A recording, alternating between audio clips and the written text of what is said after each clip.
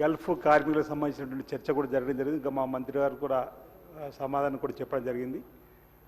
ఈ రాష్ట్ర ప్రభుత్వము గల్ఫ్ కార్మికుల సంక్షేమం కోసం ఒక సలహా మండలిని కూడా వేయడం జరిగింది అధ్యక్ష.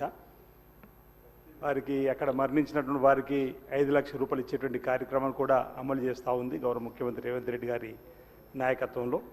ప్రధానంగా గల్ఫ్ కార్మికులకు సంబంధించిన కొన్ని సూచనలు ఈ 2026-27 బడ్జెట్లో కొంత నిధిని వెచ్చించి వారికి మనం సమగ్రంగా హెల్ప్ చేయడానికి కోసం నిధులు ఇవ్వాల్సిన అవసరం ఉందని చెప్పిన భావన వ్యక్తం చేస్తూ మనం సీఎం ప్రవాసీ ప్రజావాణి కూడా ఫిర్యాదు కేంద్రాన్ని ఏర్పాటు చేసినాం. అక్కడ ఒక హెల్ప్ లైన్ ప్రత్యేకంగా ఏర్పాటు చేస్తే బాగుంటుందనేది వారు చెప్పినటువంటి సూచన.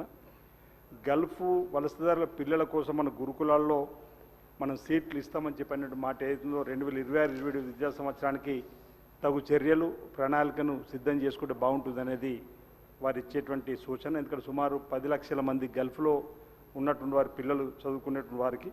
అదేవిధంగా అధ్యక్ష, మన భారతదేశంలో ప్రవాసీ భారత దివస్ అనేది ఒకటి ఏర్పాటు చేస్తారు ప్రతి ఏటా. అదేవిధంగా మన దగ్గర కూడా ప్రవాసీ తెలంగాణ దివస్ అని గిట్ట ప్రతి ఏటా ఏర్పాటు చేసి ప్రవాసులను సత్కరించి వారి సమస్యలను ఆ రోజు సంవత్సరానికి ఒకసారి కూడా వినడం వల్ల వారికి మనోధైర్యాన్ని కల్పించిన వాళ్ళు అవుతాం. కాబట్టి ఆ కార్యక్రమం ఏర్పాటు చేయాలని, టామ్కామ్ మరియు న్యాకులను బలోపేతం చేయాలని చెప్పి అనుకుంటే ఈ సందర్భంగా మీకు మీ ద్వారా ప్రభుత్వానికి విజ్ఞప్తి చేస్తూ వలస తాత్కాలికమైనందున గల్ఫ్ ఎన్ఆర్ఐలకు సంబంధించి కుటుంబాలకు ఈ రేషన్ కార్డు ఆరోగ్యశ్రీకి సంబంధించినటువంటి కార్డు కాపీలను సరళీకృతం చేసి వారికి అండగా నిలబడాల్సినటువంటి అవసరం ఉందని సందర్భంగా నేను తెలియజేస్తూ నా నియోజకవర్గం సంబంధించి వైద్య ఆరోగ్య శాఖకు సంబంధించినటువంటి ఒక అంశాన్ని వేములవాడలో ప్రతి నెల కూడా 100 పైన ఆపరేషన్స్, అదేవిధంగా 100 పైన చైల్డ్ అండ్ మదర్కి సంబంధించి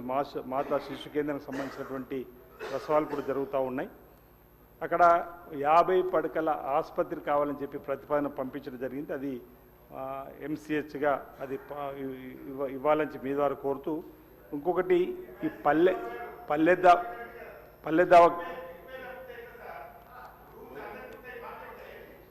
మినిస్టర్ గారు ఇప్పుడు అప్పుడేమో అరణ్య రోదన, ఇప్పుడు ప్రజాపాలన